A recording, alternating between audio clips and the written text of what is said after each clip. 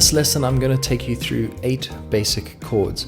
These have been grouped in this way not only because some of them have similar shapes or because some of them are easier to play, but also because with just these chords, you can already play so many songs. With even just 4 of these chords, you can play thousands of songs, and I'll show you that at the end of the lesson.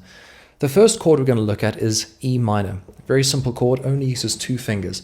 To play E minor, place your 2nd finger on the 2nd fret of the A string and your 3rd finger on the 2nd fret of the D string.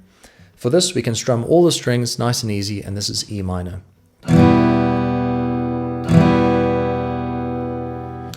The general principle is that minor chords sound sad and major chords sound happy.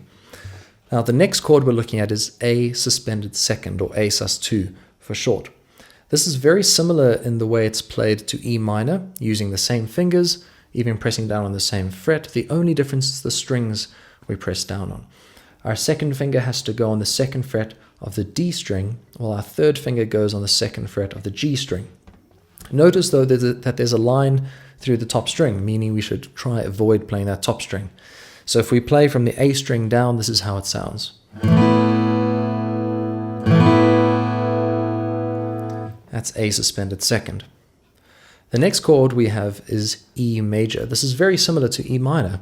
In fact, we use the same fingers and then add our 1st finger to the 1st fret of the G string. So we have our E minor shape and just add our 1st finger. This is a major chord, so it should sound happy.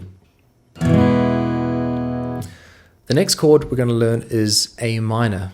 It's got the exact same shape as E major, just as A sus2 and E minor do, except of course it's got a very different sound. So let's take our E major shape and shift this down 1 string, and that will give us A minor. Just notice that we're not going to strum the top string.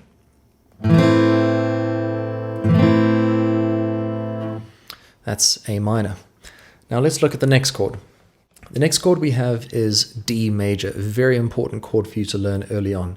For this, we need to use our first 3 fingers, and notice that we're not going to strum the top 2 strings. We could strum the A string, but the E string we should really try to avoid. Now to play this, I place my 1st finger on the 2nd fret of the G string, my 3rd finger on the 3rd fret of the B string, and my 2nd finger on the 2nd fret of the high E string. And strumming from the D string, this sounds like this. Right, that's D major. Now the next chord that we have is C major. Again, a very important, very common chord for beginner guitarists to learn. This also uses our first 3 fingers, but what's a bit difficult about this one is that our fingers have to stretch across 3 separate frets. So for this, we need to place our ring finger or 3rd finger on the 3rd fret of the A string, our 2nd finger on the 2nd fret of the D string, and our 1st finger on the 1st fret of the B string, skipping the G string. Notice that we're not going to strum the E string, our top string. We're just going to strum from the A string down. That's C major. Now the next chord we're going to learn is D suspended 4th, or D sus4. This is very similar to D major. In fact, we can start with our D major shape using our first 3 fingers and add our 4th finger to that, adding it to the 3rd fret of the high E string. You don't have to remove your 2nd finger. You can keep it there. As a matter of fact, you might want to if you're changing from D sus4 to D major. And I'm going to do that right now. So D sus4 sounds like this. If I want to go back to D, I just remove my pinky and I'm at D major.